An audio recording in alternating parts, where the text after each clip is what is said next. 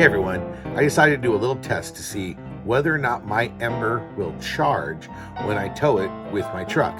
Hey, you don't need to like these videos, you don't need to click the notification bell, but I would really appreciate it if you just click the subscribe button. I'm really trying to get to 1,000 subscribers, and you could really help out a lot by just looking down there right now and clicking the subscribe button right there, right now, real quick. All right, let's get on with the video. Now, we all know trucks, if they have the right fuses and everything in place, that they can send a signal back to the trailer, charging a trailer. But of course, the Ember is a bit unique in that it has a lot of draw. It has the inverter. It's a little different. And a lot of people have reported that it basically doesn't charge off of their vehicle. So my first test was to take it out with nearly everything off. I had the inverter off, pretty much everything turned off, and then drive it for an hour and check the charge before and after and see, did it go up or down? Now, by the way, this is not in the daytime, so this is not getting any solar power. This is just at night, whether or not I'm getting charge from the truck. So the first test was an hour drive. I tested the power before and after and looked at the results.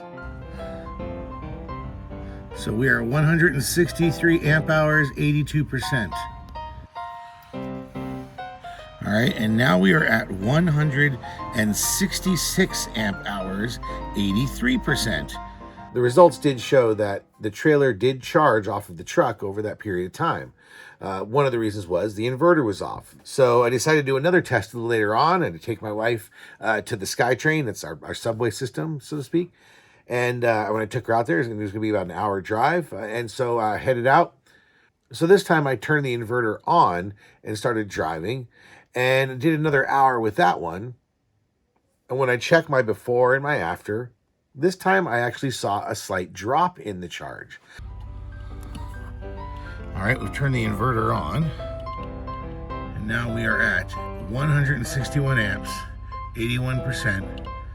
Let's see what happens.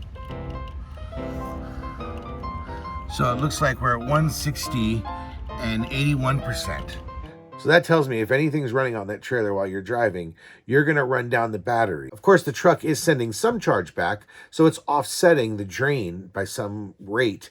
But it looks like at first glance, it will charge off the truck as long as I'm not running anything.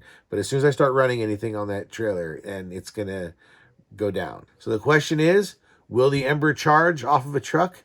The answer is yes.